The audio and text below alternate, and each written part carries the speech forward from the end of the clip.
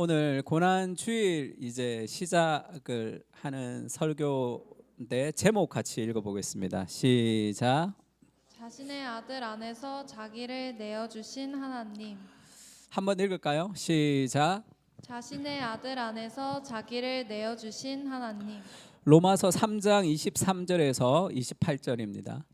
우리 한 절씩 제가 먼저 읽고 여러분 한 절 읽고 이렇게 하겠습니다. 모든 사람이 죄를 범하였음에 하나님의 영광에 이르지 못하더니 그리스도 예수 안에 있는 속량으로 말미암아 하나님의 은혜로 값없이 의롭다 하심을 얻은 자 되었느니라. 이 예수를 하나님이 그의 피로써 믿음으로 말미암는 화목제물로 세우셨으니 이는 하나님께서 길이 참으시는 중에 전에 지은 죄를 간과하심으로 자기의 의로우심을 나타내려 하심이니 곧 이때 자기의 의로우심을 나타내사 자기도 의로우시며 또한 예수 믿는 자를 의롭다 하려 하심이라. 그런즉 자랑할 데가 어디 있느냐 있을 수 없느니라. 무슨 법으로냐 행위로냐 아니라 오직 믿음의 법으로니라. 그러므로 사람이 의롭다 하심을 얻는 것은 율법의 행위에 있지 않고 믿음으로 되는 줄 우리가 인정하노라. 아멘. 종교와 복음의 차이가 뭐냐 할 때 이 간단하죠. 종교는 사랑을 받으려고 순종하는 겁니다. 내가 열심히 노력해서 뭔가를 얻어내려고 하는 그것이 종교라고 할 수 있습니다. 그러니까 열심히 일하고 열심히 노력해서 어떤 결과를 얻으려고 하는 것이 정상인 것 같지만 신앙에서는 그것은 순서가 잘못된 거죠. 사랑을 받기 위해서 노력하는 것이 아니라 복음은 같이 읽을까요? 시작. 이미 사랑을 받고 있기 때문에 순종한다. 그래서 사람들이 삶을 변화시키고 싶으면 여기에 집중하죠. 어떻게 내 삶을 개선시킬 수 있을까? 여기에 집중하는 게 아니라 이거에 집중해야 되는 거예요. 이미 내가 어떤 사랑을 받고 있는지를 자꾸 확인하는 거. 그러면 삶은 자연스럽게 바뀝니다. 내가 누군가를 사랑하기 위해서 노력하는 거. 내가 뭔가를 열심히 이루기 위해서 노력하는 거. 내가 어떤 결과를 위해서 노력하는 거. 그것은 다 실패로 돌아갈 확률이 많아요. 그 결과를 이루지 못할 때 늘 내가 열등감을 느끼고 결과를 이루었으면 또 다른 결과를 또 이루어야 돼. 그러니까 그런 삶이 아니라 내가 얼마나 지금 사랑을 받고 누리고 있는지에 대해서 그것이 신앙의 출발입니다.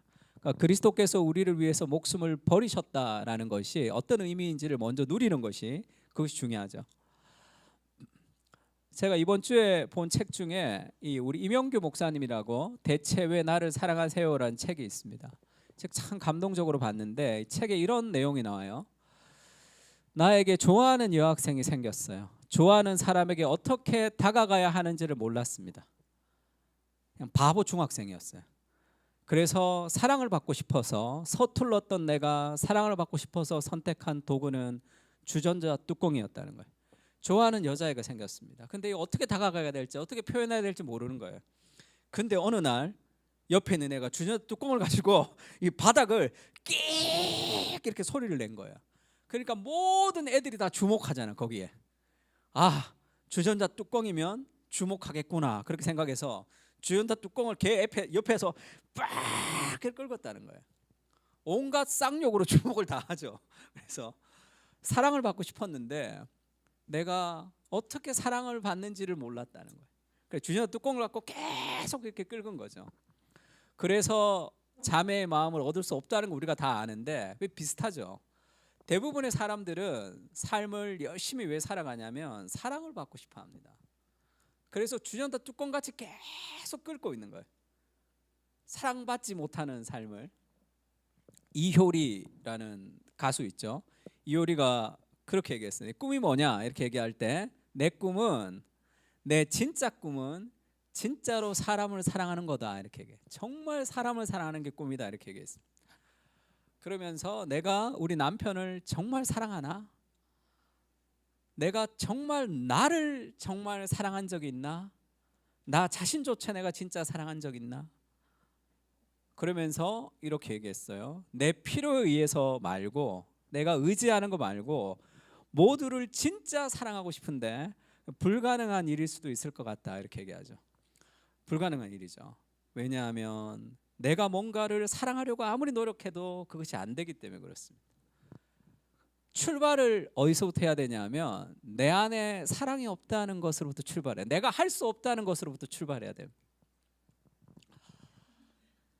원빈이 그런 얘기했죠. 가을 동화 명장면에 이 사랑을 하고 싶은데 사랑이 잘 안 되잖아요. 그래서 사랑을 얘는 돈이 많으니까 이 재벌 이 생각 이렇게 나오죠. 원빈이 얼마면 돼 이렇게 얘기하죠. 제가 이 영상을 찾아보니까 얼마면 될까더라고. 얼마면 될까? 얼마면 될까? 내가 돈으로 좀 사랑을 좀 사고 싶다. 사랑 웃기지 마. 네, 얼마면 될까 이렇게 얘기하자. 사랑을 받고 싶은데 그리고 사랑을 하고 싶은데 잘 안 된단 말이에요. 그게 돈으로 사려고 하는. 마이클 샌들이 알았으면 난리 났겠죠. 돈으로 살 수 없는 것들에서 마이클 샌들이 얘기하는 게 뭡니까? 오늘날에 돈으로 살 수 없는 모든 것들이 다 돈의 가치로 환산되는 그런 시대를 살기 때문에 굉장히 덕과 미덕이 사라지는 물질주의만 남는 그런 세상이 되어서 더 망가지고 있다, 더 무너지고 있다는 미국 사회라는 서구 사회라는 것이. 왜 그러냐면 사랑을 갈망하거든요. 우리는 정말 사랑을 받고 싶고 사랑을 하고 싶은데 그것을 알지 못해서 주전자 뚜껑을 계속 끓고 있는 그런 삶을 살아갑니다. 가시나무라고 조성모가 불렀던 가시나무가 원래는 이 시인가 촌장이라는 이 하덕규라는 분이 작사 작곡을 했어요. 이분이 지금은 목사가 되셨습니다. 이때는 집사였고, 그러니까 이분이 가시나무라는 노래를 이제 어떻게 작사 작곡을 하게 됐냐면 가사가 그렇죠. 내 속엔 내가 너무도 많아. 당신의 쉴 곳 없네. 내 속엔 헛된 바람들로 당신의 편할 곳 없네. 내 속에는 내가 어쩔 수 없는 어둠, 당신의 쉴자리를 뺏고 내 속에는 내가 이길 수 없는 슬픔, 무성한 가시나무 숲 같네. 그래서 사람들이 나한테 오는데 다 찔려서 다 돌아간다는 그런 이 자신의 마음을 표현한 거죠. 원래는 미대를 다녔습니다. 대학을 다닐 때. 근데 그때 이제 그 군사 독재 시절이었어요. 그래서 데모를 많이 해서 이제 직선제를 이제 이루어냈어요. 이제 국민의 대통령을 투표하는 시대가 됐습니다. 그랬는데 희한하게 군사 독재를 이어가는 사람이 당선이 됐단 말이에요. 그러니까 그 분노를 주체할 수 없었어요. 그래서 나는 이제 운동권의 노래를 만들겠다. 그러면서 그런 노래를 막 만들어서 취입을 뭐 이렇게 레코드판을 만들고 막 그러기 직전이었어요. 그 자기 안에 그 가득 찬 분노 그거를 음악으로 막 표현하고 막 그랬습니다. 그래서 교회를 갔더니 그 설교를 듣는데 이 가늠한 여자를 향해서 돌을 들고 있는 사람을 향해서 하나님이 그렇게 자기한테 얘기하는 것 같더라는 거예요. 네 손에 있는 돌을 내려놓아라. 근데 일주일 뒤에 레코드를 내야 돼. 이제 돈을 이미 다 받았어. 다 이제 예약이 돼 있는 거예요. 그거를 이제 해야 되는데 안 됩니다. 이거는 하고 이제 그 다음부터 뭐를 해야 됩니다. 그러니까 하나님이 또 말씀하셨어 자기한테. 그러면 새로운 노래를 좀 주십시오. 그리고 그 다음 날 이제 창문을 보는데 정말 황량한 이렇게 잎도 하나 없는 그런 황량한 그런 이렇게 풍경이 이렇게 보였는데 그게 자기 마음 같았다는 거예요. 정말 어떤 민주화를 위해서 자기가 정말 열정을 가지고 뭔가를 하려고 했는데 분노만 남고 앙상해져서 모든 사람들이 왔다가 자기한테 찔려서 돌아가는 그런 마음을 보고 바로 그 자리에서 몇십 분 만에 작사 작곡했던 노래가 가시나무다. 그렇게 간증하는 얘기를 들은 적이 있습니다. 내 안에 사랑이 없다는 것에 출발해요. 그래서 내가 할 수 없다는 것을 인식할 때 하나님을 의지하며 신앙을 출발할 수 있습니다. 그래서 사람들이 잘못된 사랑을 추구하는데 성경이 그렇게 얘기하죠. 내가 내게 있는 모든 것으로 구제하고 돈 많이 벌어가지고 가난한 사람을 위해서 열심히 구제하는 게 이게 얼마나 사랑이 많은 겁니까? 근데 모든 것으로 구제하는 거 그것 다 nothing이라는 거예요. 내 몸을 불사르게 내어줄지라도 내 몸을 불사르게 내어주는 게 뭐죠? 데모하고 민주화를 위해서 온몸에 이 분신을 가지고 뛰어드는 그런 사람들도 있습니다. 그 사람들의 마음속에 사랑이 없나요? 사랑이 있잖아요. 나라를 위한 사랑이 있단 말이에요. 근데 사랑이 없으면 그게 아무것도 아니다 이렇게 얘기하죠. 무엇을 향한 그 인간적인 어떤 그런 사랑을 얘기하는가 하면 이때 사랑 아가페예요. 하나님의 사랑을 얘기합니다. 그러니까 내가 다 구제하고 그리고 내가 온몸을 불사르면서까지 내가 열정을 쏟는 무엇이 있어도 그것은 nothing, 아무것도 없다는 거예요. 그러니까 하나님의 사랑이 없는 정의를 추구하는 거죠. 또 분노를 가지고.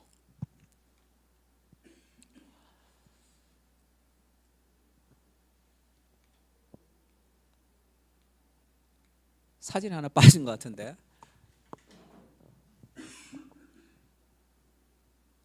우리가 뭐 미투 운동, 블랙 라이브즈 매터 같은 그렇게 이제 흑인이 소중하다, 흑인 그 다음에 이제 뭐 이렇게 미투 운동 같은 것도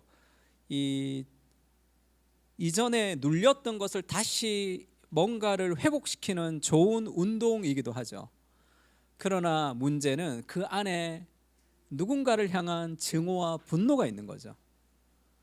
누군가를 향한 증오와 분노, 내가 원하는 사랑을 위해서 어떤 분노를 표출하면서 뭔가를 바꾸려고 하는 그것이 잘못된 사랑의 추구 중에 하나죠. 그 다음에 또 다른 반대편에는 이 라벨이라는 미국의 아주 유명한 목사님이 있었습니다. Love Wins라는 아주 유명한 플랜카드가 있어요. 요즘도 Love Wins 이런 거 많이 쓰죠. 사랑이 이긴다라는 이 책에서 라벨이 이 책 제목에 이렇게 써 있습니다. 이 책은 천국과 지옥 그리고 인류 전체의 운명에 대한 책이다 이렇게 돼 있어요. 그래서 Love Wins의 핵심이 뭐냐? 지옥은 없다 이런 거죠. 하나님은 사랑의 하나님이시기 때문에 지옥이라는 것은 존재하지 않고 끝없는 사랑이 있는 곳이다 이렇게 얘기합니다. 이거는 정의가 없는 사랑을 얘기하는 거죠. 그러니까 이효리 씨도 정말 꿈꾸는 게 미움이 전혀 없이 모든 사람을 다 사랑하고 싶은 거겠죠. 누구는 댓글에 돈 좀 있으니까 그런 생각한다고 얘기를 하던데, 근데 그런 사랑이라는 건 사실 세상에 존재하지 않는 사랑이죠. 팀 케러가 이런 얘기했습니다. 사랑의 하나님만 믿는 사람은 버릇없는 응석바지처럼 살아가고 진노의 하나님만 믿는 사람은 학대당한 아이처럼 살아간다는 거예요. 하나님의 사랑만 추구하는 사람들의 삶은 절제가 없습니다. 제한이 없는 자유. 또 하나님 너무 무서워요. 진노의 하나님만 믿는 사람들은 신앙이 마치 학대당한 아이 같습니다. 옆에 있는 사람이 그 사람의 삶을 보고 신앙생활을 하고 싶지 않단 말이에요. 왜냐하면 금욕주의 같은 삶을 살아가니까. 그러니까 우리가 사랑을 추구하지만 온전한 사랑을 추구할 수가 없는 거죠. 늘 얘기하죠. 우리가 한겨레 신문을 보고 조선일보를 본다고 균형이 있어지는 건 아닙니다. 이상한 극단에 빠지는 거예요. 균형은 균형 있는 글을 읽어야 균형이 있어지는 거예요. 삶은 양극단을 경험한다고 균형이 있어지는 것이 아니라, 그래서 우리가 정말 온전한 사랑을 받고 누리는 거, 그때 사랑을 할 수 있는 거예요. 하나님의 진노는 같이 한번 읽어볼까요? 시작. 하나님의 진노는 사랑의 표현이다.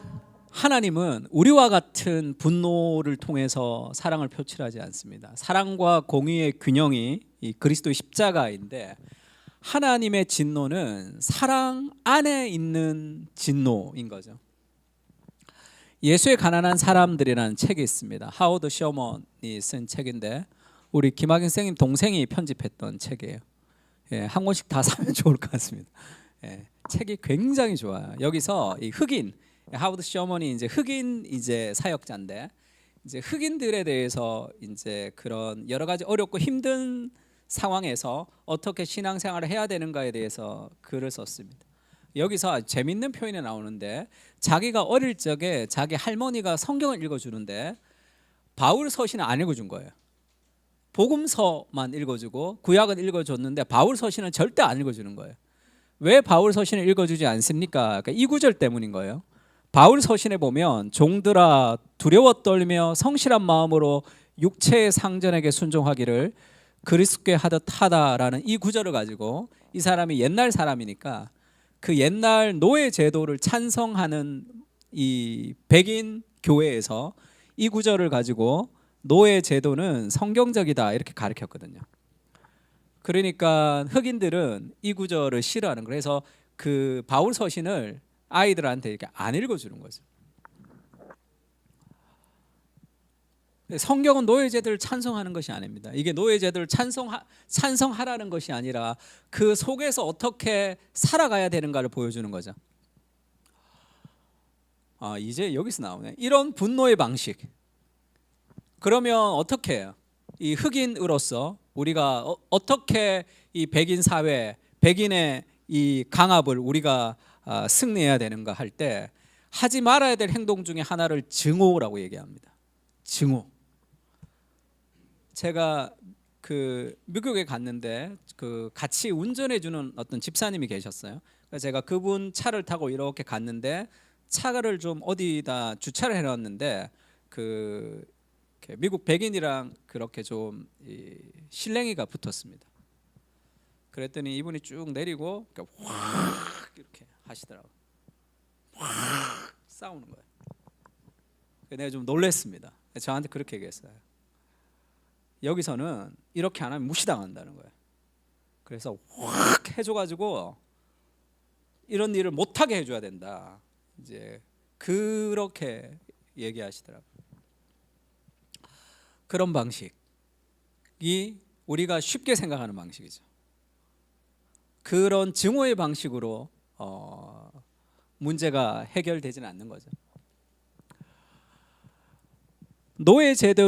노예제도 철폐를 제일 먼저 부르짖은 사람들은 모두 그리스도인이었다. 팀켈러의 용서를 말하다에 나오는 구절입니다.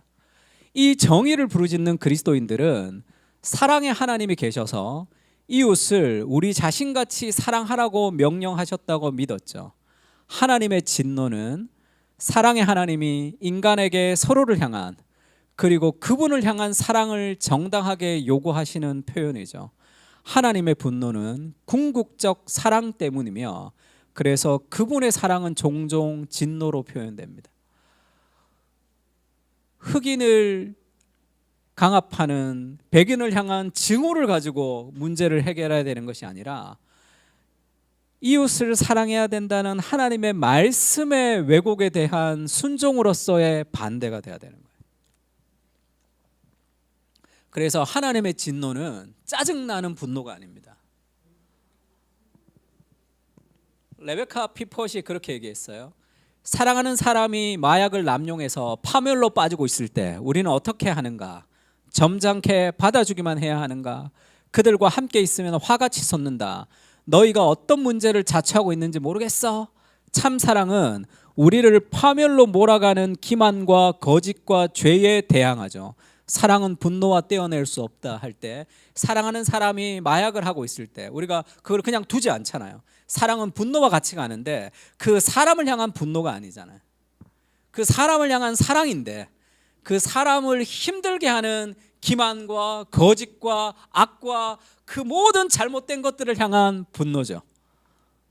백인을 향한 분노가 아니라 정치적으로 나와 다른 사람을 향한 분노가 아니라 그러니까 온갖 조롱의 말들이 이렇게 이 양극단으로 흐르죠. 대통령이 탄핵이 되면 그것 자체를 승리라고 생각하는 사람들이 있습니다. 그러면서 조롱을 하죠. 그것을 반대하는 사람들은 뭐 다시 어게인부터 시작해서 다 대결 구도. 그것은 우리가 추구하는 사랑은 아닌 거죠. 다 증오와 분노를 통해서 이루어지는 것. 그러니까 하나님의 진노와 하나님의 사랑은 같은 거죠. 하나님의 사랑 안에서 하나님의 진노가 나오기 때문에 그렇습니다. 그래서 사랑하는데 어떻게 사랑하는 하나님이 심판할 수 있을까? 그거는 사랑을 잘 모르는 거죠. 사랑하면 사랑하는 사람들이 고통을 당하는 거, 사랑하는 사람들이 힘들어하는 것을 견딜 수 없습니다.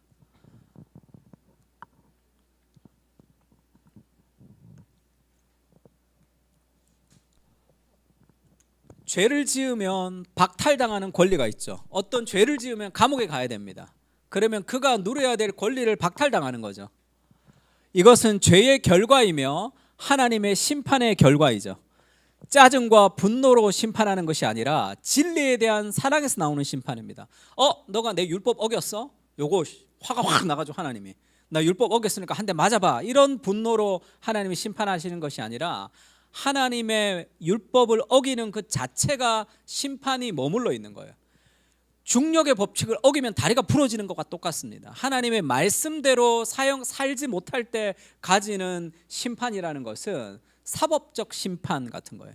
어떤 분노가 아니라 우리가 재판할 때 재판관이 막 분노해가지고 막 사형 막 이렇게 얘기하지 않잖아요. 그 법을 어겼던 것에 대한 판결이죠. 그래서 하나님은 짜증과 분노의 심판이 아니라 진리에 대한 사랑에서 나오는 심판입니다. 이것은 악을 제거하기 위한 훈육이죠. 아이들이 잘못했을 때 장난감을 좀 뺏어서 그렇게 하지 않도록 하는 그것을 경험해야지 다시 삶을 바꿔가는 거죠. 잘못된 행동에 대한 대가를 받게 하는 것, 그것은 훈육의 결과이기도 하죠. 이것은 악을 제거하기 위한 훈육이며 중력을 어기면 뼈가 부서지는 것처럼 자연스러운 결과입니다. 이것이 인간의 분노와 하나님의 진노가 다른 거예요. 하나님의 진노는 사랑 안에서 오는 것이고 사람을 향한 정죄가 아닙니다. 이게 하나로 뭉쳐진 것이 마태복음인데 같이 한번 읽어볼까요? 예루살렘아, 시작. 예루살렘아 예루살렘아 선지자들을 죽이고 내게 파송된 자들을 돌로 치는 자여 암탉이 그 새끼를 날개 아래에 모음같이 내가 내 자녀를 모으려 한 일이 몇 번이더냐. 그러나 너희가 원하지 아니하였도다. 보라 너희 집이 황폐하여 버려진 바 되리라. 지금 이스라엘이 죄의 결과로 심판이 선언되었습니다. 보라 너희 집이 이제 황폐하여 버린 바 되리라 했던 심판을 선언하면서 예수님이 안타깝게 얘기하시죠. 선지자들을 죽이고 내게 파송된 자들을 돌로 치는 자여 암탉이 새끼를 날개 아래 모음같이 내가 내 자녀를 모으려 한 일이 몇 번이드냐. 이건 분노의 목소리가 아니에요.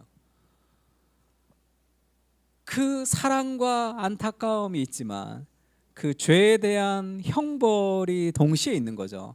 이때 예수님은 우셨습니다. 누가복음에 보면 이렇게 나와요. 가까이 오사 성을 보시고 우시며 이르시되, 이때 울었다라는 단어는 지금 GPT한테 내가 이 구절을 좀 이렇게 그림을 좀 그려주세요 하니까 예수님 지금 울고 있는 거예요. 예루살렘을 보시면서. 근데 이거는 이 GPT에 아직 해석이 좀 부족한 거죠. 이때 울다라는 단어는 소리 내어서 거의 실성하듯 부르짖는 겁니다. 사랑하는 누군가가 너무 사랑하지만 그가 어떤 문제에 빠져서 심판을 받게 될 때에 부르짖지 않겠습니까? 예수님이 막 소리 질러서 우는 거예요. 오늘날 평화에 관한 일을 알았다면 좋을 뻔하거니와 지금 너희 눈에 숨겨졌도다. 왜냐하면 지금은 모르거든요. 근데 예루살렘이 돌 위에 돌 하나도 남지 않고 무너지게 된다. 그들이 잘못된 길로 가서 예수님이 그렇게 얘기하는데 그들이 돌이키지 않는 것에 대한 그런 사랑과 하나님의 공의가 이렇게 하나에 있는 것을 예수님이 보여주신단 말이에요. 이것이 성경에 나오는 하나님의 딜레마입니다. 하나님이 인간을 너무 사랑하신단 말이에요. 그런데 인간은 타락한 존재로 근본 그 사랑을 거부하는 존재로 살아가거든요. 하나님의 사랑을 거부하면 결국 결과가 뻔하잖아요. 그거를 그냥 내버려 둘 수 없는 그런 마음이 있는 거죠. 이 부모가 되면 이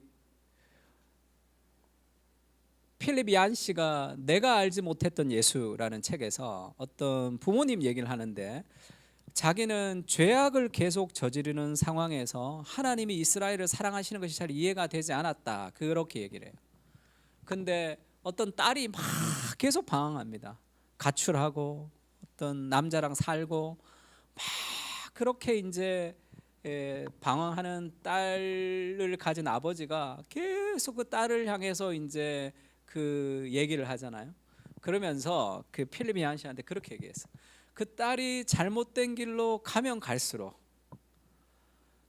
내 사랑이 더 깊어진다, 이렇게 얘기를 한 거예요.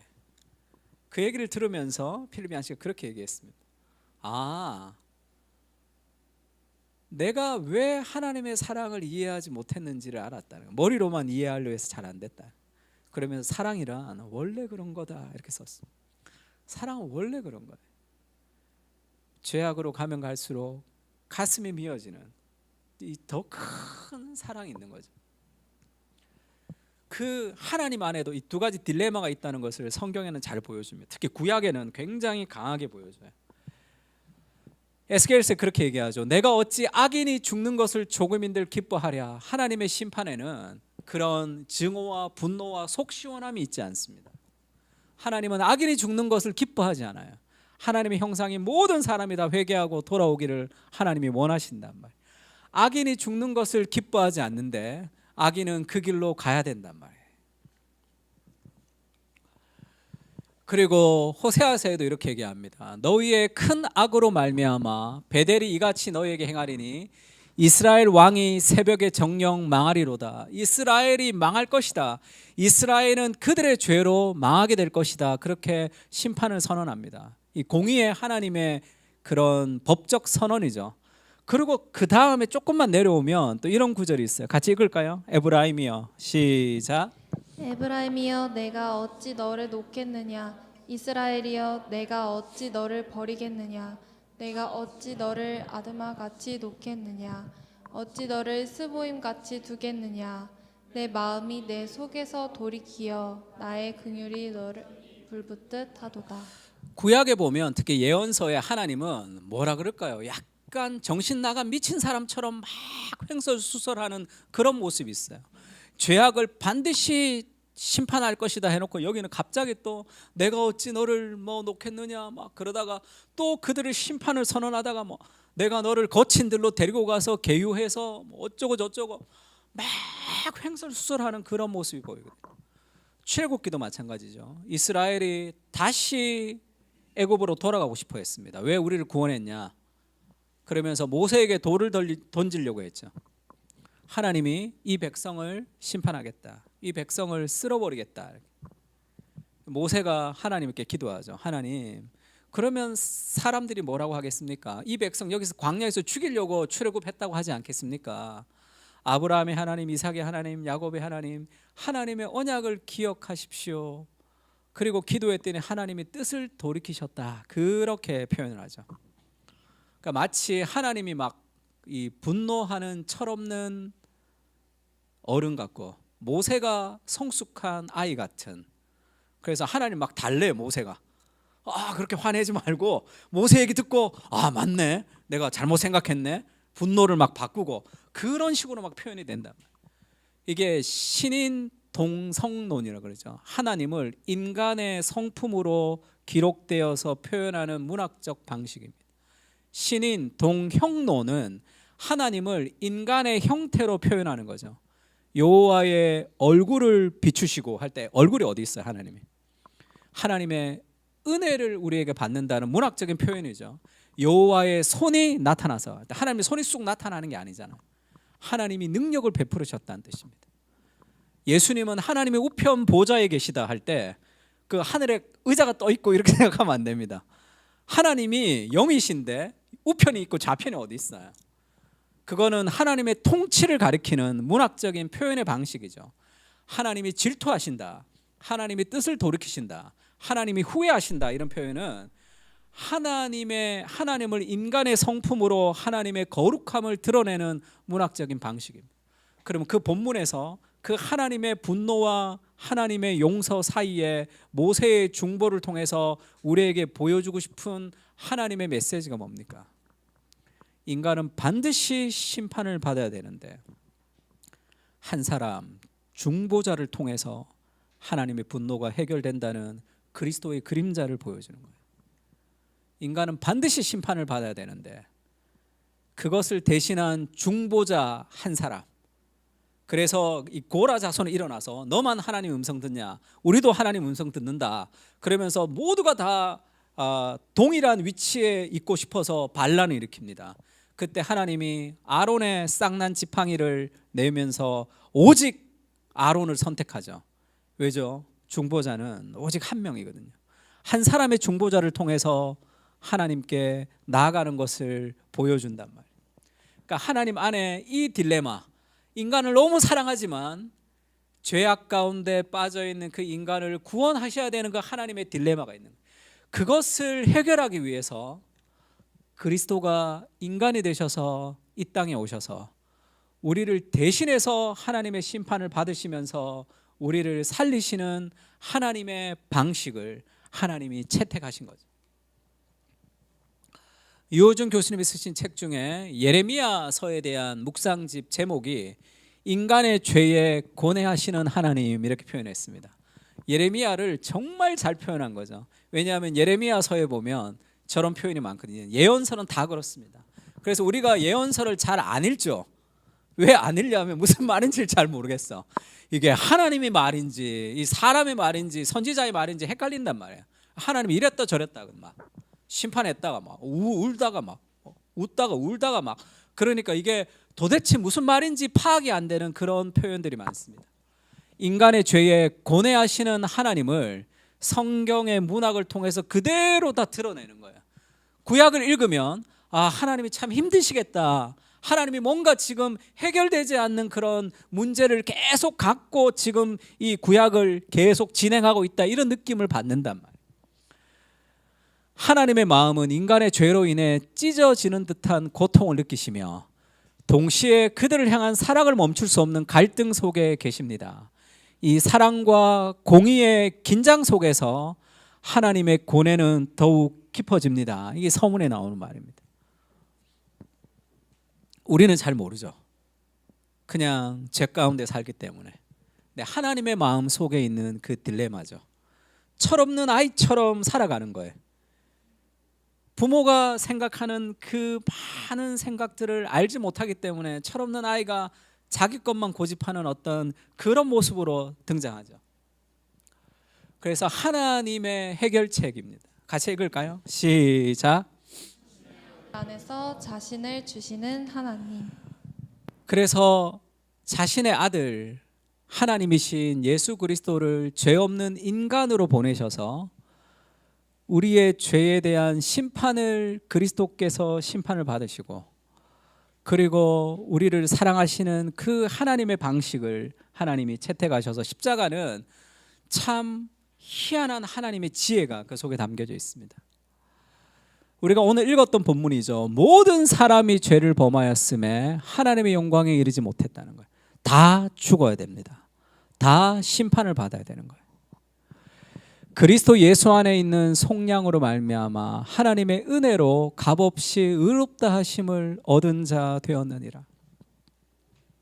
왜 종교와 복음에서 복음은 아무것도 안 하고 이미 누리는 것으로 순종을 해야 되냐면 우리가 할 수 없다는, 우리가 개선을 통해서 변화될 존재들이 아닙니다. 우리는 심판받아야 되는 존재들이죠. 모든 사람이 죄를 범해서 하나님의 영광에 이르지 못합니다. 그래서 이 예수를 하나님이 그의 피로써 믿음으로 말미암은 화목 제물로 세우셨다. 구약의 제사 중에 화목 제사라고 있습니다. Peace offering, 이 평화의 제사라는 뜻이에요. 죄를 지어서 짓는 죄를 이 속죄죄, 그 죄를 속하는 제사가 있습니다. 번제, 소제도 마찬가지예요. 화목제는 죄가 없는데 드리는 제사예요. 그래서 그거를 이 서원제, 그 다음에 낙헌제, 이렇게 낙헌, 이 헌신을 즐거워한다. 낙헌이에요. 즐거워할 낙. 헌신을 즐거워하는 제사, 그걸 감사제, 감사로 하나님을 영화롭게 하는 자가 할 때 그 감사 제사, 화목제라는 것은 안 드려도 되는 제사인데 하나님께 기쁨으로 드리는 제사거든요. 그래서 다른 제사는 다 제사를 드리는 사람이 먹을 수는 없습니다. 제사장이 가지고 가는 거야. 근데 화목제는 내가 먹어야 돼. 화목제물은 내가 먹는데, 그 어린 양 한 마리를 내가 먹는데 집에 가지고 갈 수는 없습니다. 그러니까 어떻게 해야 돼요? 화목제는 가족과 친구들을 다 데리고 와야 되는 거예요. 그래서 화목 제사를 드리고 모여서 그걸 먹는 거예요. 그래서 화목 제사를 드린다 그러면 좋아하겠어, 안 좋아하겠어? 다 좋아하죠. 하나님과의 관계가 회복되고 이웃과의 관계가 회복되는 그 파티, 그게 화목 제사거든요. 예수님을 화목 제물로 세우셨다. 하나님과 관계가 회복되고 사람과의 관계가 회복되는, 하나님께서 길이 참으시는 중에 전에 지은 죄를 간과하심으로, 이게 무슨 얘기냐면 그 인간의 죄를 오래 참으셨다는 뜻이에요. 그냥 간과했다 이게 아니라 오래 참으신, 계속 오래 참으시는데, 오래 참는 걸로는 해결이 안 되잖아요. 공의로운 하나님이 죄를 심판해야 되고 사랑의 하나님이 사람을 구원해야 되는데 그걸 오래 참으신 거예요, 하나님이. 그것이 구약의 하나님의 딜레마입니다. 자기의 의로우심을 나타내려 하심이니, 하나님이 죄를 향해서 오래 참으시는 의로움을 나타내는 거예요. 그것만 나타내면 안 되죠. 곧 이때에 자기의 의로우심을 나타내사 자기도 의로우시며 또한 예수 믿는 자를 의롭게 하려 하심이라. 자기도 의로운 것은 뭐죠? 하나님의 공의로운 심판으로 하나님의 의를 세우셔야 되고, 우리도 의롭게 하려면 그 죄를 없애고 우리가 의로운 사람으로 만들어야 되잖아요. 그 하나님의 딜레마를 그리스도의 십자가로 해결하신 거죠. 우리를 심판하지 않을 수는 없습니다. 하나님이 죄를 눈 감아줄 수 없어요. 죄가 발생됐는데 그것을 눈 감아주면 그것은 완전히 잘못된 재판장이죠. 하나님이 죄를 반드시 심판하셔야 돼요. 그런데 우리를 살리시고 싶어 하시기 때문에 그 하나님의 딜레마를 그리스도 십자가로 해결하시는 거죠. 그리스도가 그 하나님의 마음에 순종하시는 거예요.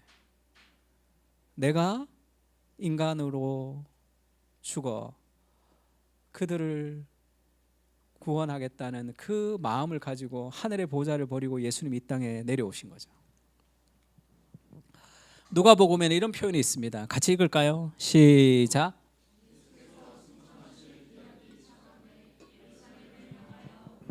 굳게 결심하시고. 예수님은 어떻게 하면 더 행복한 삶을 살 수 있을까? 어떻게 하면 내가 더 성공할 수 있을까? 그 마음을 갖고 이 땅에 오신 게 아니에요. 그러면 안 오시면 되죠. 하늘의 보좌를 그냥 그대로 가지고 계시면 되잖아요. 예수님은 내가 어떻게 하면 죽을 수 있을까? 내가 어떻게 하면 희생할 수 있을까? 내가 어떻게 하면 나를 내어줄 수 있을까? 그 마음으로 오신 거죠. 그래서 제자들이 막 높아지려고 하니까, 그것은 세상 사람들이 그렇게 하는 것이고, 인자가 온 이유는 내가 섬김을 받으려 함이 아니라 섬기려 하고 많은 사람들에게 나의 목숨을 대속물로 주려 함이라, 이렇게 얘기하죠. 주기 위해서 예수님 오셨어요. 그것이 예수님은 이 땅을 살아가는 가장 행복한 삶이다, 그렇게 얘기해 주고 있습니다.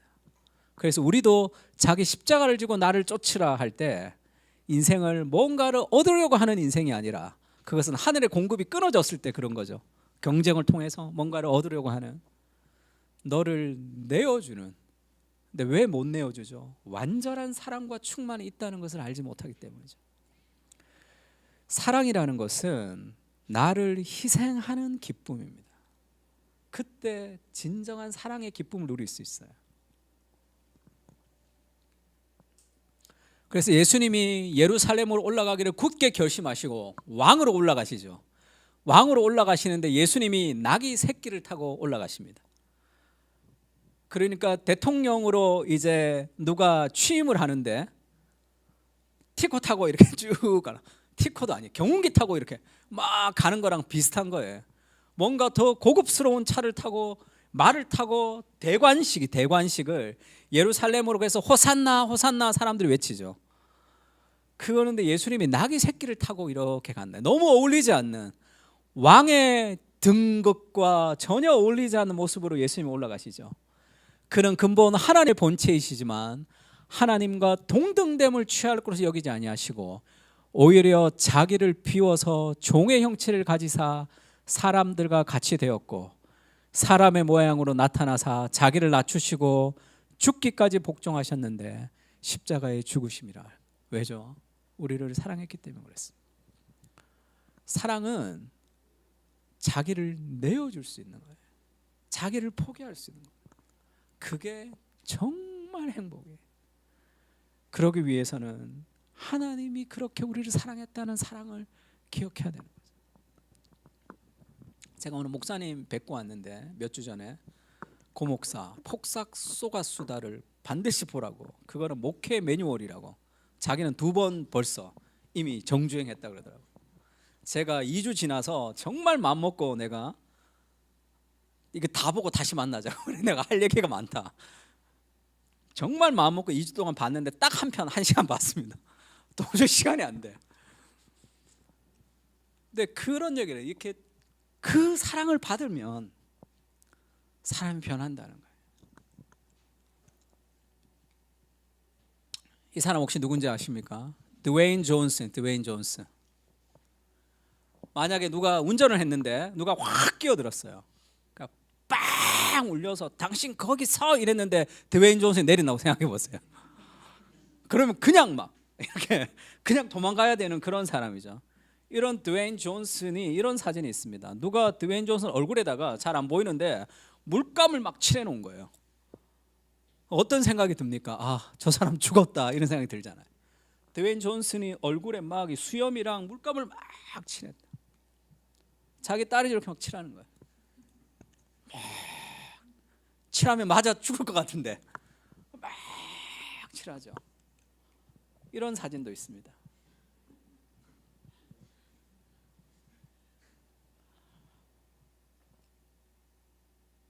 누가 이렇게 썼어요. 자기가 이 사진을 굉장히 감동적으로 봤다는 거예요.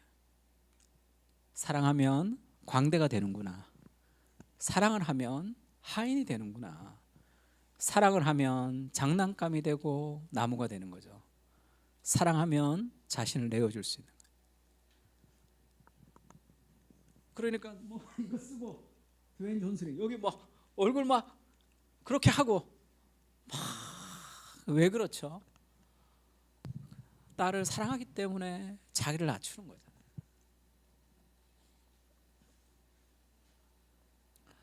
이것이 더 큰 행복이죠. 자기를 내어주는, 뭔가를 얻으려고 막 아둥바둥 싸워가는 것이 아니라 나보다 더 사랑하는 대상이 있을 때 인생은 의미가 생깁니다. 왜 인생이 의미가 없고 재미가 없는지 아십니까? 나를 가장 사랑하기 때문에 그래요. 시간과 돈과 에너지를 자꾸 나한테 채우려고 하기 때문에 늘 공허하단 말이에요. 요한복음 3장 16절 이런 말씀이 있죠. 같이 읽을까요? 하나님이 시작. 하나님이 세상을 이처럼 사랑하사 독생자를 주셨으니 이는 그를 믿는 자마다 멸망하지 않고 영생을 얻게 하려 하심이라. 하나님이 세상을 사랑하셔서 어떻게 했다고요? 독생자를 주셨죠. 사랑하면 가장 소중한 것을 내어주게 되어 있습니다. 그것이 하나님 사랑이죠. 가장 소중한 거, 자기 자신보다 더 소중한 거, 하나뿐인 자신의 아들을 내어주는 거죠. 그리고 그 아들은 그것에 순종하십니다. 그게 사랑이죠. 모든 삶의 관계의 갈등은 내 마음에 들지 않기 때문이죠. 인간의 자기중심성이 부딪히기 때문에 그렇습니다. 로마서 5장 8절 같이 읽을까요? 우리가 시작. 우리가 아직 죄인 되었을 때에 그리스도께서 우리를 위하여 죽으심으로 하나님께서 우리에 대한 자기의 사랑을 확증하셨느니라. 우리가 여전히 죄인이지만 그리스도께서 우리를 위해서 죽으심으로 하나님이 우리를 얼마나 사랑하시는지를 보여주셨죠. 하나님의 사랑을 확증하셨어요. 뭐로요? 무엇을 주고 무엇을 내어주는지가 사랑이죠. 그 사람이 나를 얼마나 사랑하는지를 알려면 얼마나 희생하는지를 보면 압니다. 희생하는 만큼 사랑하는 거잖아요.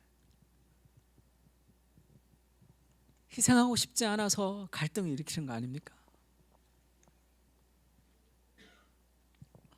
혹시 하나님의 심판과 하나님의 사랑을 하나로 만드는 하나님의 해결책이었죠. 가시고기라는 예전에 쓴 소설이 있는데 요즘은 잘 안 읽죠. 가시고기. 제가 이 소설 처음 읽을 때 정말 많이 울었습니다. 아버지의 사랑을 이렇게 보여주는 거. 그래서 제가 다시 한번 읽었는데 별 감동이 없더라고요. 너무 문체가 지금하고 너무 이렇게 너무 옛날 문체.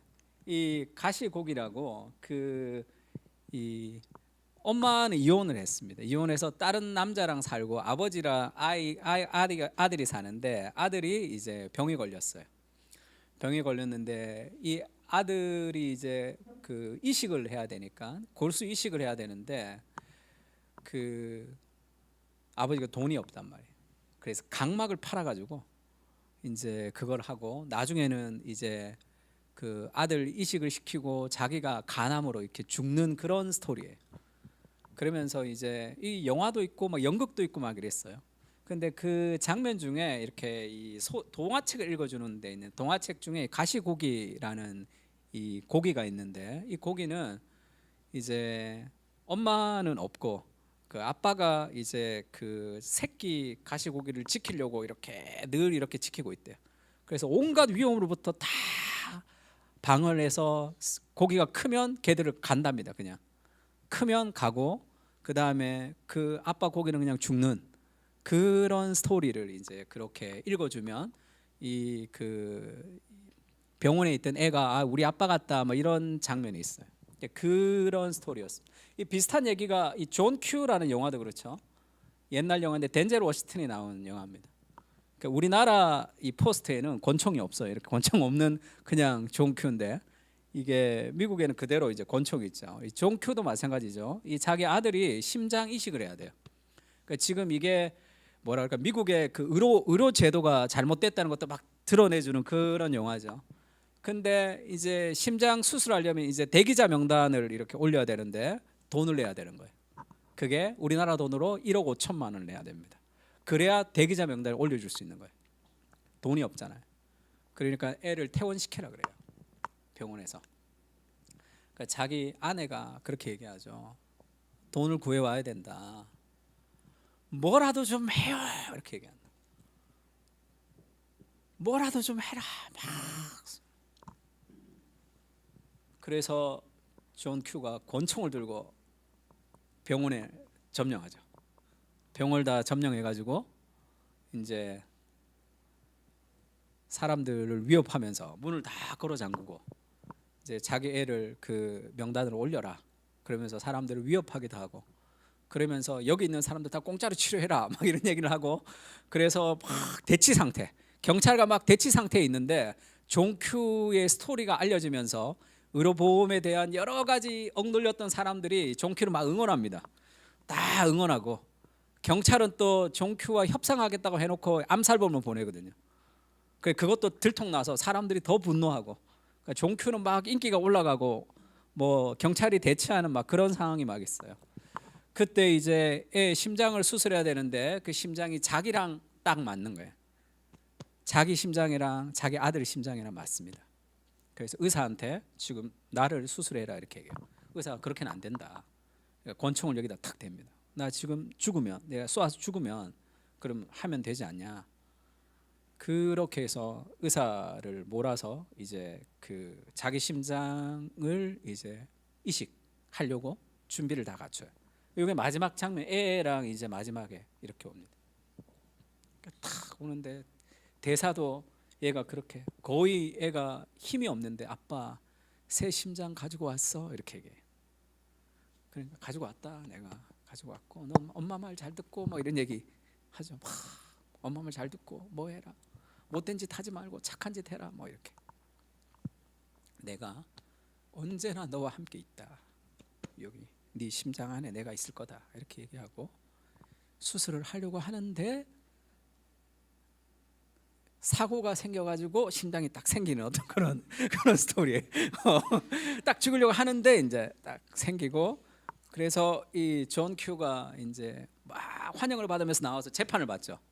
재판을 받아서 뭐 이건 무죄 했는데 이 점령하고 했던 것이 유죄가 나옵니다. 그래서 감옥에 가요. 감옥에 갈 때 그 아들이 이 존 큐는 감옥에 가고 차를 타고 가고 마지막에 이 아들이 이렇게 이제 건강해져서 이제 와서 땡큐 이렇게 얘기해요. 고맙다. 그리고 막 이거 자기 저 늘 하던 거 있어요. 이렇게 하면서 영화 끝이 납니다. 어떤 삶을 살까?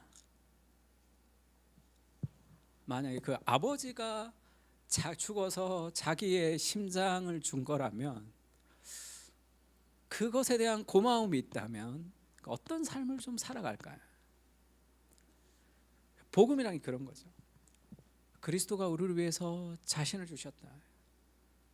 그래서 그 하나님이 자기도 의롭고 우리도 의로우신 그 하나님의 아이디어가 십자가 안에서 해결됐습니다. 그 사랑을 경험할 때 살아가는 그 삶이죠. 그것이 신앙의 출발이에요. 근데 그 아버지가 자기를 위해서 죽는 거, 예수님이 우리를 위해서 죽는 것도 감사한데 하나님은 한 단계를 더 나갔단 말이에요. 고린도 후서에는 그런 말씀이 있습니다. 모든 것이 하나님께로 났으며 그가 그리스도로 말미암아 우리를 자기와 화목하게 하시고 또 우리에게 화목하게 하는 직분을 주셨으니 곧 하나님께서 그리스도 안에 계시사 세상을 자기와 화목하게 하시며 그들의 죄를 그들에게 돌리지 아니하시고 화목하게 하는 말씀을 우리에게 부탁하셨느니라. 그리스도의 십자가에서 예수님이 죽으실 때 하나님이 그리스도 안에 계셔서 세상을 자기와 화목하게 했다, 이렇게 표현합니다. 좀 어려울 수도 있지만 하나님이 세상을 구원하기 위해서 그리스도를 주셔서 그리스도께서 죽으시고 하나님이 심판하셨다는 것으로 끝이 나는 것이 아니라 하나님이 가장 소중한 자신의 아들을 주시면서 자기를 주신 거예요. 만약에 존 큐가 예수님이고 우리가 예수님으로부터 구원을 받았다는 것도 맞지만 그 존 큐가 하나님이라고 생각해 보세요. 내가 죽어서까지 살고 싶은 내 아들을 십자가에 죽음으로 내어주는 그 고통 속에 하나님의 내어줌이 있는 거예요. 그 그리스도의 십자가의 고통 속에 자기가 죽는 것보다 더 큰 고통을 겪으시는 하나님의 고통이 있죠. 우리의 죄를 견디시는, 우리의 죄를 해결하기 위해서 자신의 아들의 고통 안에서 함께 고통하시는 아버지의 사랑이 있습니다. 그래서 그랜필드의 로마서 주석에서는 그랜필드가 그렇게 얘기해요. 하나님은 그분의 자비로 죄 있는 사람들을 용서하시기로 작정하셨으며 또한 참으로 자비로우면서도 의로운 방식으로, 즉 어떻게 해서라도 그들의 죄를 묵과하지 않으면서 용서하고자 하셨다. 하나님의 심판을 하면서 그리고 인간을 살려야 되는 그 딜레마가 있었죠. 그래서 죄인들이 당연히 받아야 할 의로운 진노를 자신의 아들 안에서 자기 자신에게 쏟기로 작정하셨다. 그 아들의 고통, 그 아들을 내어주는 고통은 예수님이 십자가에 순종하는 고통보다 더 큰 고통이죠. 하나님이 그리스도의 십자가 안에서 그 진노를 자기 자신에게 쏟으신 거죠. 그 고통 안에 하나님의 사랑이 있습니다. 그래서 사도행전에는 이런 표현도 있습니다. 같이 읽을까요? 시작. 또는 온 양떼를 위하여 삼가라. 성령이 그들 가운데 여러분을 감독자로 삼고 하나님이 자기 피로 사신 교회를 보살피게 하셨느니라. 너희는 자기를 위해서 양떼를 위해서 삼가라. 교회 지도자들에게 얘기합니다. 성령이 그들 가운데 여러분을 감독자로 삼고 하나님이 자기 피로 사신 교회를 보살피게 하셨다. 이런 표현이 있죠. 하나님이 죽지 않았습니다. 그 아들인 그리스도가 죽으신 거예요. 근데 그 그리스도를 내어주시는 하나님의 사랑은 자신이 죽는 그것보다 더 큰 고통이죠. 그 아들의 고통 안에 함께 고통하시는 아버지의 사랑이 있는 거예요. 존 스토트가 그리스도 십자가에서 그렇게 얘기합니다. 우리는 성부 하나님을 형벌을 내리는 재판장으로 또 성자 예수님을 죄를 대속하는 피레침으로 생각하는 것을 반대해야 한다. 하나님은 심판자, 예수님이 피레침같이 번개를 맞아서 우리를 구원하시는 그런 관계를 반대하는 거죠.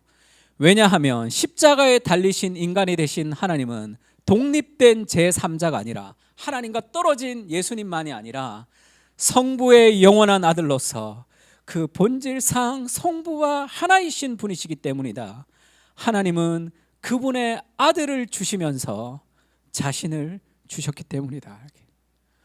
그 아들의 고통 안에 하나님의 고통이 있는 거죠. 그것이 더 큰 사랑이죠.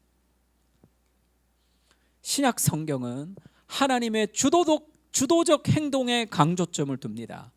그분은 우리를 위하여 자기의 아들을 보내신 혹은 내주신 분이며 또한 그렇게 함으로써 아들의 고난 속에서 자신도 고난을 받으시는 분이시다. 하나님은 그리스도를 통해 자신을 우리를 위해 내주셨다. 성경의 속죄의 복음을 우리를 위해 자신을 대신 희생시킴으로써 자신을 만족시키는 하나님에 대한 이야기다. 성경의 속죄의 복음이라는 것은 우리를 위해 자신을 대신 희생시킴으로써 자신을 만족시키는 하나님에 대한 이야기다. 이렇게 얘기했습니다.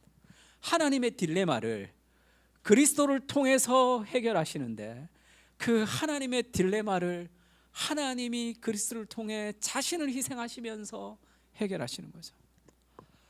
우리가 그렇게 사랑을 받는 존재, 그런 뭐라고 얘기해야 될까요? 유행가 가사 중에 그 지독한 사랑 이런 표현이 있죠. 그렇게 끊을 수 없는 그런 사랑으로 이미 우리에게 전해지고 있는 거죠. 그걸 헤세드라고 표현합니다. 그러니까 언약적 사랑이라고 얘기하는데 영어 성경에는 steadfast love 이렇게도 번역해요. 이건 뭐죠? 확고하다는 거죠. 흔들리지 않는 사랑입니다. unfailing love 이렇게도 표현합니다. 뭔가 무너지지 않는, 떨어지지 않는, 견고한, 흔들리지 않는 그런 거죠. 그 사랑은 끝이 없다. 네가 어떤 죄 가운데 있어도 하나님의 사랑은 너를 회복시킨다.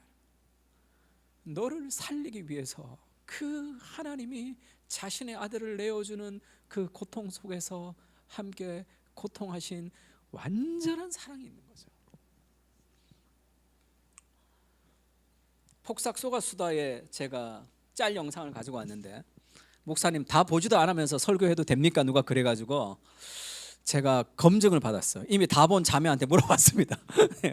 이 스토리가 이 전 스토리 후 스토리가 어떻게 되냐 내가 다 물어봤어요. 결혼식에 그렇게 얘기해요. 아빠 결혼식 할 때 뭐 내 얼굴 보면 우니까 뭐 얼굴 보지 말고 어쩌고 저쩌고. 딸이 굉장히 이렇게 기분 나쁘게 얘기하죠. 아빠 뭐 하지 마, 뭐 하지 마, 막 이렇게 얘기해요. 근데 아빠가 그렇게 얘기합니다.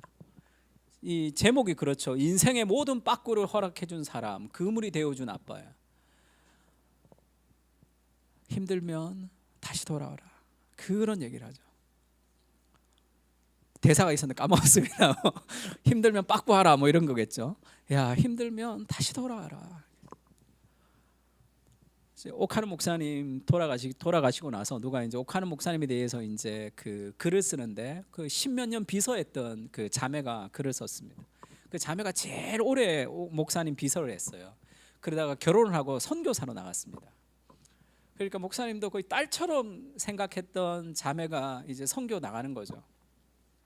마지막에 목사님 돈을 좀 주시면서 야 힘들면 바로 와라 그렇게 얘기하셨다. 자기 인생에 정말로 힘든 적이 많았는데 힘들면 바로 와라라는 그 말을 생각만 해도 힘이 나더라. 이렇게. 희한하죠. 결혼 이혼 안 돼? 성경적으로 이혼 안 돼? 뭐 이러든지 선교 나가면 목숨 걸어야 돼? 뭐 그게 복음이 아니라 넘어져도 괜찮다. 실패해도 괜찮다. 그 완전한 사랑이에요. 누가 댓글로 저렇게 썼어요. 저런 아버지 갖고 싶대. 진짜 가난해도 세상을 다 얻은 것 같을 듯 이렇게 썼고 저런 아버지 있었으면 좋겠다 이런 댓글들이 많습니다. 그 아버지가 계시죠. 자신의 아들의 고통 안에서 자신을 내어주시는 하나님의 사랑이 있습니다.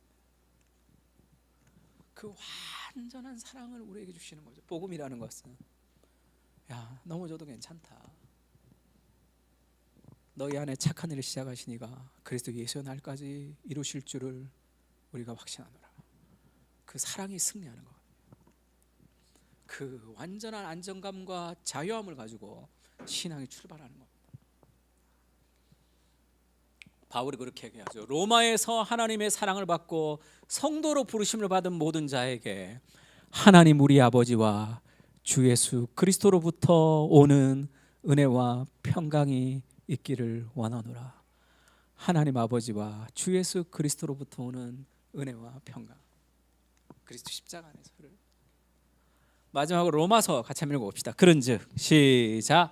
그런즉 이 일에 대하여 우리가 무슨 말하리요? 만일 하나님이 우리를 위하시면 누가 우리를 대적하리요?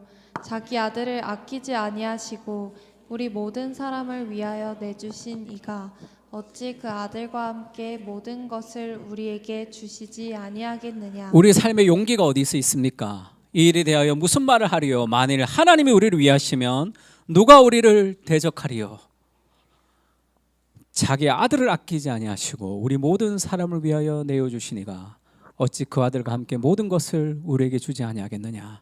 우리의 삶의 용기의 근원, 우리의 삶의 안정감의 근원이 여기 있는 거죠. 복음은 실패하지 않습니다. 같이 한번 찬양할까요?